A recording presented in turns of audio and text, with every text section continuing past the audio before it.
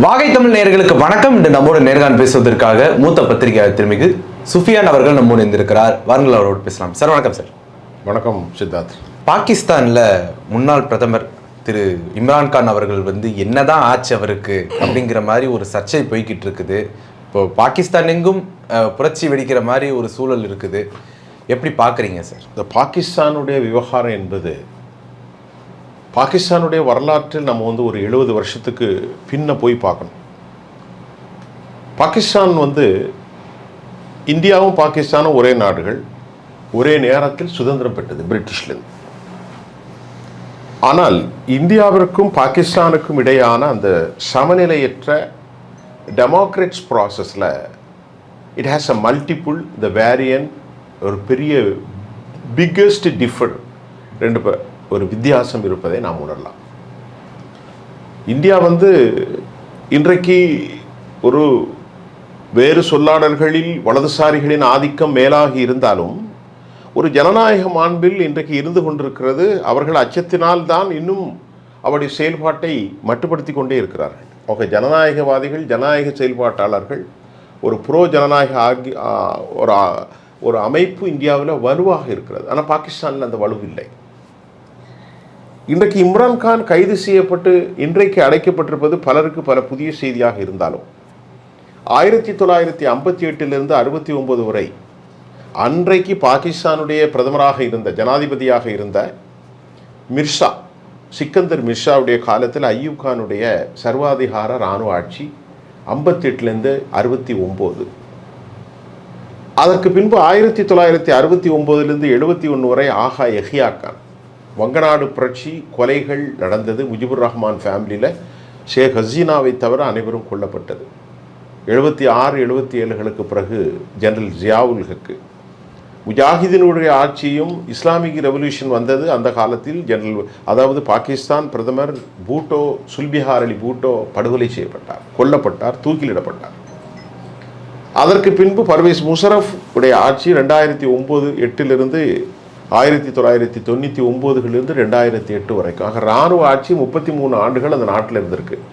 இன்றைக்கு 2018 23 வரை இராணுவ, அதாவது ஒரு ஜனநாயக ஆட்சியின் கீழ் சொல்லக்கூடிய இம்ரான்கான், ஒரு உலகில் மிகச்சிறந்த ஒரு பேட்ஸ்மேன், ஒரு மிகச்சிறந்த ஆல்ரவுண்டர் இம்ரான்கானை இன்றைக்கு அசீம் முனீர் என்கின்ற இராணுவ தளபதி 14 நாட்கள் அரசியல் காரணங்களுக்காக ஊழல் குற்றச்சாட்டுகளை கொண்டு இராணுவ ஆட்சியில் வைத்திருக்கிறார். ஷபாஸ் என்பவர் பிரதமராக தொடர்கிறார். ஆக இந்த சூழ்நிலை பாகிஸ்தானுக்கு இப்பொழுது புதிதல்ல. எப்பொழுதும் இராணுவமயமாக்கப்பட்ட பாகிஸ்தான் சுதந்திரத்தில் 33 ஆண்டுகள் பாகிஸ்தான் இராணுவத்தின் கீழ் இருந்திருக்கிறது, இன்றும் தொடர்கிறது. இதுதான் பாகிஸ்தானுடைய கல யதார்த்தம். இந்த கல யதார்த்தத்தை நீங்கள் புரிந்திருந்தால் இம்ரான்கானுடைய இன்றைய கைதும் அவருடைய தனிமை, ஐசோலேட் ஃப்ரம் ஆல் சொசைட்டி, அதுவும் நீங்கள் நன்கு புரிந்திருப்பீர்கள் என்று நான் நம்புகிறேன். இல்லை, இம்ரான்கான் அவர்களை இவ்வளோ தூரத்துக்கு ஒரு ஐசோலேஷன் பண்ணக்கூடிய வேலைகள் நடக்குது இல்லைங்களா? இதெல்லாம் அவர் மேலே ஒரு தனிப்பட்ட காழ்ப்பில் தான் இப்படி அரசு இப்படிலாம் பண்ணுது அப்படிங்கிற மாதிரிலாம் சொல்கிறாங்களே சார். இல்லை, அதைத்தானே நான் சொல்கிறேன். இப்போது இம்ரான்கான் பாகிஸ்தானை ஒரு ஒரு நல்ல ஒரு ப்ளூரிஸ்டிக்காக, பாகிஸ்தானை ஒரு, அதாவது இஸ்லாமிக் கண்ட்ரி தான், ஆனால் ஒரு ப்ளூரிஸ்டிக் இருக்கணும். இஸ்லாம் என்பதுனா மதத்தை வேண்டாம், சட்டங்கள் இருக்கலாம். ஒரு நாட்டில் ஒரு இஸ்லாமிய சட்டத்தில் இடதுசாரிகளுக்கு அங்கு வாய்ப்பு இருக்கணும், வலதுசாரிகளுக்கு ஏனைய இந்து மதம், சீக்கிய மதம், கிறிஸ்தவம் எல்லாவற்றுக்கும் ஒரு இஸ்லாமிய ஆட்சியில் அவருடைய தெய்வங்களை, அவருடைய கொள்கைகளை பிரகடனம் செய்வதற்கு, நாம் ஒரு வழிபாடு செய்வதற்கு அனுமதி கொடுப்பதுதான் நபிகள் நாயகத்துடைய இஸ்லாமிய சட்டம் என்று சொல்லுவாங்க. இருக்கு. நபிகள் நாயகத்துடைய காலத்திலே சொல்கிறார்கள், இஸ்லாமிய வரலாற்றை, நான் பல வரலாற்றை படித்தவன், முஸ்லீம் அல்லாத ஒரு மக்களை படுகொலை செய்வன் சொர்க்கத்தின் சுவாசத்தை கூட, சொர்க்கத்தின் வாசனை நுகர முடியாது என்கிறார் இறை தூதர் முகமது நபி அவர்கள். அப்படி என்றால் அவருடைய ஆட்சி இஸ்லாமிய ஆட்சி, குரான் ஆட்சியாக இருந்தாலும் அங்கே திம்மிகள் என்ற அந்த வார்த்தையை பயன்படுத்துகிறார். அங்கே கிறிஸ்தவர்களும் ஏனைய மக்களும் சுபிச்சமாக, யூதர்களும் வாழ வேண்டும் என்பதுதான் இஸ்லாம். ஆனால் இன்றைக்கு இஸ்லாமிய ஆட்சிங்கிற பேரில் பல அடக்குமுறைகள், பல ஒடுக்குமுறைகள், பல தீவிரவாதிகள், பல வன்மங்கள், பல பயங்கரவாதங்கள் தொடர்வதை நாம் மறுக்கவும் கூடாது, மறுக்கவும் முடியாது. பாகிஸ்தானை பொறுத்தவரை இது இஸ்லாமிய ஆட்சி என்று சொல்வதை விட அது ஒரு அடக்குமுறை, ஒரு ஆட்சி. இம்ரான்கான் ஒரு ஜனநாயகவாதி, ஆக்ஸ்போர்ட் யூனிவர்சிட்டியில் படித்தவர், ஆனால் அவர் அந்த ஜனநாயகத்தை உணர்ந்திருக்கிறார். அவருடைய சகோதரிகளும் கூட நன்கு படித்தவர்கள். அலியா கான் என்பவர், டாக்டர் உஸ்மான் கான், டாக்டர் நௌசத் லியாசி, இவர்கள் அனைவருமே ஜனநாயகத்தில்வாதிகள், நல்ல படித்த குடும்பம். பாகிஸ்தானுடைய இந்த அடக்குமுறையின் வாயிலாக பாகிஸ்தான் தொடர்ந்து தொடர்ந்து தொடர்ந்து கீழே போய் கொண்டிருக்கிறது. அதற்கு காரணம் உள்நாட்டில் இருக்க அசீம் முனீர் என்பவர், அவர் சொந்தமாகவோ நவாஸ் ஷெரீஃபுடைய சகோதரர் ஷபாஸ் ஷெரீஃபோ அவர்கள் வருவதற்கு பின்னணியில் ஒரு உலக அரசியலும் அதனுடைய கைப்பாவைகளும் அமெரிக்காவினுடைய மிகப்பெரிய tremendous impact on is society, அந்த சமூகத்தின் மீது அமெரிக்காவினுடைய வலுவான கைகள் இருக்கிறது. அமெரிக்காவினுடைய ஐஎஸ் அமைப்பு, அமெரிக்காவினுடைய சிஐஏ சென்ட்ரல் இன்வெஸ்டிகேஷன் யூஎஸ் ஏஜென்சியும் இருக்கிறது. இவர்கள் அனைவரும் சேர்ந்து தான் இம்ரான் கானை காலி செய்வதற்கான இந்த திட்டத்தை போட்டிருக்கிறார்கள். சர்வதேச நாளிதழ்களில் வரக்கூடிய செய்திகள் 2018 பாகிஸ்தானை ஒரு மறுஉருவாக்கம் செய்த ஜனநாயக நாட்டாக மாற்றுவதற்கு தன்னால் இயன்ற அனைத்து உதவிகளையும் இம்ரான்கான் வெளிப்படையாக செய்தார். அமெரிக்காவுடைய ஏகாதிபத்தியத்தையும் அமெரிக்காவினுடைய சொல்லாடல்களையும் அமெரிக்காவுடைய அழுத்தத்தையும் பாகிஸ்தானிலிருந்து முழுமையாக ஒழிப்பதற்கு இம்ரான்கான் கடும் நடவடிக்கைகளை முன்னெடுத்தார். அதனுடைய ஒரு விளைவு, ரஷ்யாவுக்கு சென்றார். உக்ரைன் போர் நடக்கின்ற போது விளாடிமிர் புட்டினை சந்தித்தார். இது அமெரிக்காவை கோபப்படுத்தியது. அமெரிக்காவை ரிட்டாலியேஷன் மூமெண்ட்டுக்கு சொன்னது. அமெரிக்காவை இந்த விவகாரத்தில் இம்ரானை தனிமைப்படுத்த வேண்டும் என அமெரிக்கா சிஏஏ ஒரு மிகப்பெரிய கொலாட்ரல் திட்டத்தை வகுத்தது, along with Shahbaz Sharif and Asim Munir. 2018 இம்ரான்கானுடைய மூத்த மனைவி ஜெமீமா கோல்ட்ஸ்மித், அவருக்கு 2 குழந்தைகள், காசிம் கான் மற்றும் மற்றொன்று சுலைமான் கான். 2வது மனைவி புஷ்ரா பீபி, அவர் முக்கியமாக பங்கு பெற்ற போது அவர் மீது ஊழல் குற்றச்சாட்டுகளை அன்று பாகிஸ்தான் இன்டெலிஜென்ஸுடைய தலைமையில் பொறுப்பிருக்கும், இன்னைக்கு ஆட்சியில் இம்ரான்கானை சிறையில் வைத்திருக்கிற அசீம் கான் இன்டெலிஜென்ஸில் இருந்தார். அவர்தான் ஊழல் குற்றச்சாட்டை இம்ரான் மனைவி புஷ்ரா பீவியின் மீது செலுத்தி அவரை வெளியேற்ற காரணமாக இருந்தார். இம்ரான் 2019 ஐஎஸ் அமைப்பினுடைய தலைமை பொறுப்பில் இருக்கிற அசீம் கானை வெளியே அனுப்பினார். அந்த பழிவாங்குதல், அந்த ரிட்டாலியேஷன் தான் 2023 அக்டோபர் மாதம் இம்ரானை கைது செய்து 14 ஆண்டுகள் சிறை தண்டனை வைப்பதற்கு ஒரு ரிட்டாலியேஷன் மூவ்மெண்ட் என்பதை நாம் புரிந்து கொள்ள வேண்டும். இது ஒரு முக்கியம். ரொம்ப முக்கியமாக நாங்கள் பார்க்கின்ற போது இந்தியாவிலே சாதிய மோதல்கள் இருப்பதை பாரி பாகிஸ்தானில் இஸ்லாமிய அடிப்படையில் சாதிய மோதல்கள் இல்லை என்றாலும் இனக்குழுக்களுக்கு இடையான மோதல்கள் தோற்கிறது. இம்ரான்கான் சேர்ந்தது பத்தான் சமூகம். இன்றைக்கு நடிகை குஷ்பு இருக்கிறார், அவர் பேர் நக்கத்து கான். கான் என்று சொன்னாலே பத்தான். இம்ரான்கான் பத்தான் சமூகத்தை சேர்ந்தவர். அமீர் கான், இன்னும் ஏற்கனவே ஹிந்தி பட நடிகர்கள் நிறைய பேர் உண்டு. இவர்கள் அனைவருமே அந்த பத்தான் வம்சத்தை சார்ந்தவர்கள். பட்டாணிகள் என்று தம் தமிழிலே சொல்வோம், பத்தான் என்று சொல்வார்கள். நல்ல வாட்டச்சாட்டமாக இருப்பார்கள். அவர்களுக்கு ஒரு போர்க்குணமும் உண்டு. அடுத்து பஞ்சாபி சமூகம். இன்றைக்கு அங்கே ஆட்சியில் இருக்கக்கூடிய பஞ்சாபிகள், இந்தியாவில் இருக்கக்கூடிய பஞ்சாபிகள் மாதிரி அங்குள்ள பஞ்சாபிகள், அவர்கள் ஆட்சி அதிகாரத்திலும் வலிமையான அதிகார மட்டத்திலும் கல்வியாளர்களும் அதிகமாக இருப்பார்கள். பாகிஸ்தான் பஞ்சாபிகள், பத்தான்கள் இம்ரான்கான். அதே போன்று தலிபான்களோடு தொடர்புடைய Pashtun community, it's a tribal community. அதற்கப்புறம் பலுஸ், இப்படி ஒரு 4 கம்யூனிட்டி 5 கம்யூனிட்டி ஏராளமாக இருக்கிறது. இவர்களுக்குள்ள அதிகார போட்டியின் கால் பஞ்சாபி சமூகத்தைச் சேர்ந்த அசீம் முனீர், பத்தான் சமூகத்தைச் சேர்ந்த இம்ரானை க்ளோஸ் செய்வதற்கு அது ஒரு காரணம். அமெரிக்கா ஏன் இதை காலி செய்கிறது என்றால், இம்ரான் அமெரிக்காவுக்கு எதிராக இருந்தார். விளாடிமிர் புட்டினை சந்தித்தார். அது அமெரிக்காவுக்கு பிடிக்கவில்லை. ஆட்சி மாற்றம் தேவை, தனது கை தேவை என்று இருக்கிறார். ஆரம்ப காலகட்டத்தில் தெற்காசிய பிராந்தியத்தில் அமெரிக்கா ஒரு டான் நமக்கு தேவை, செக் அண்ட் பேலன்ஸ் வைப்பதற்கு, இந்தியாவை மறுப்பதற்கு அவர்கள் உருவாக்கியவர்கள் தான் பாகிஸ்தான். இன்றைக்கு பாகிஸ்தான் கடும் பொருளாதார நெருக்கடியில் சிக்கி தவிக்கின்றது.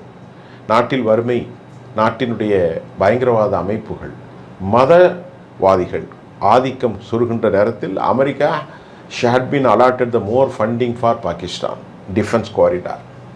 அதனால் IMF என்று சொல்லக்கூடிய அமெரிக்காவிலிருந்து செயல்படும் உலக வங்கிக்கு இணையான இன்டர்நேஷ்னல் மானிட்டரி ஃபண்ட் ஒரு 4 பில்லியனை அமெரிக்காவினுடைய கண்ணசைவின் பால் பாகிஸ்தானுக்கு ஒதுக்கியது. அது என்ன காரணம்? இன்றைக்கு ஆட்சி இவர்கள் வந்திருப்பதால் அமெரிக்கா அவர்களுக்கு பணத்தை கொடுப்பதென்றால் தனக்கு பிடித்தமான ஒரு ஆட்சியாளர்கள் இருப்பதை, அந்த பிராந்தியத்தில் இந்தியாவுக்கு செக் அண்ட் பேலன்ஸ் வைப்பதை அமெரிக்கா விரும்புவது. அதன் விளைவாகவும் இம்ரான்கானுடைய வாழ்க்கையை, அரசியல் வருங்காலத்தை சூட்சமமாக்குறது, சூனியமாப்பது அமெரிக்காவின் திட்டத்தை வழிநடத்துகிறது தான் இன்றைக்கு யார்? அசீம் முனீரும் ஷபாஸ் கானும்.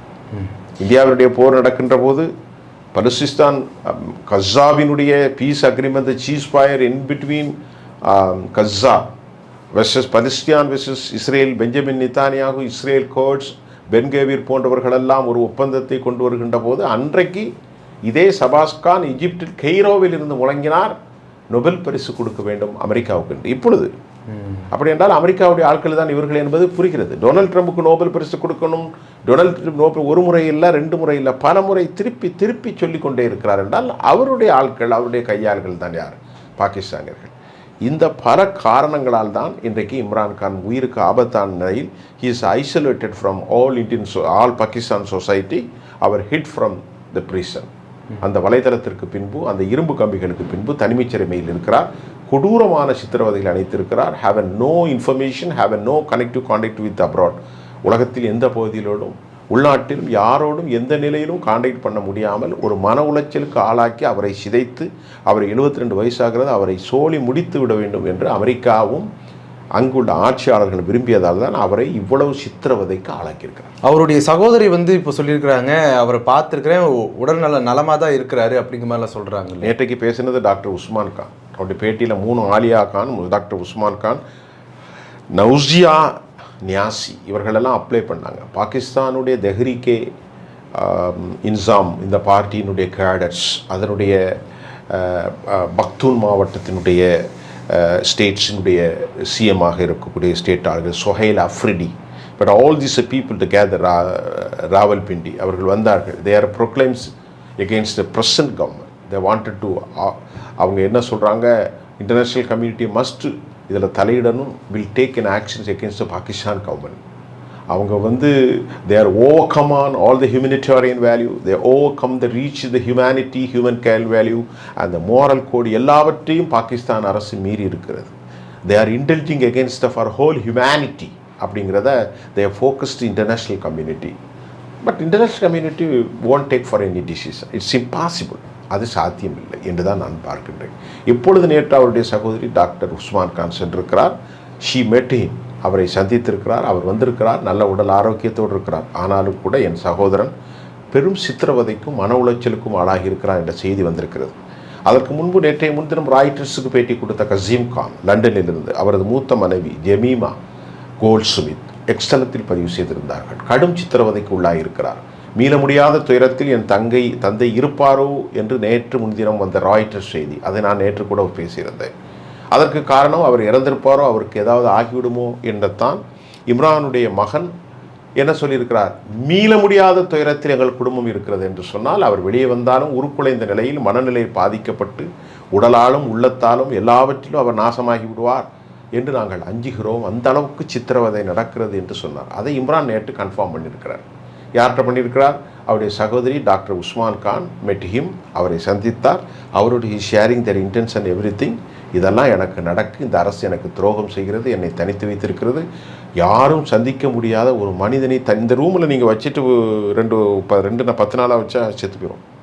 இந்த ரூமில் நான் மட்டும் இருந்தால், நீங்கள் மட்டும் இருந்தால், வேலைக்கு சாப்பாடு வந்து செத்து போயிடும். மனிதனுடைய nature of creation talk with everything. நம்ம கொஞ்ச நேரம் இருக்க முடியாது இந்த ரூமில், கொஞ்சம் வெளியே போய் பார்க்கணும். தனியில் வச்சா பைத்தியம் பிடிச்சிடும். இப்போ மனநிலை ஆயிரும். That should be mentally as well as physically is harm. Plus totally they will get something is wrong. Automatically body system வந்து அப்படி தான் கன்சிஸ்ட் பண்ணப்பட்டிருக்கிறது. உளவியல் ரீதியாக மக்கள்கிட்ட பேசணும், வெயில் பட வேண்டும், நல்ல விஷயங்களை பார்க்கணும், சாப்பிடணும், திருப்பி வரணும், உழைக்கணும், வாக்கிங் பண்ணணும். இப்படி தான் மனிதன். இந்த சிறையிலே உட்காந்து ஏசியை போட்டு ஒரு நாள் இருக்கிறதே கஷ்டம், ஒரு வாரம் இருப்பது பெரிய கஷ்டம். 10 நாள் யாரிடம் பேச மாட்டான், வேலைக்கு வேலை பிரியாணி கொடுத்தாலும் வாழ முடியாது. அப்படிப்பட்ட ஒரு அடக்குமுறைக்கு, இந்த ஒப்ரஸ்ட் against humanity, I made very clear the statement. My suggestions is very clear. உங்களுடைய நேரத்தை ஒதுக்கி எங்களோட கருத்துல பந்தமைக்கு நன்றி சார். நன்றி சார்.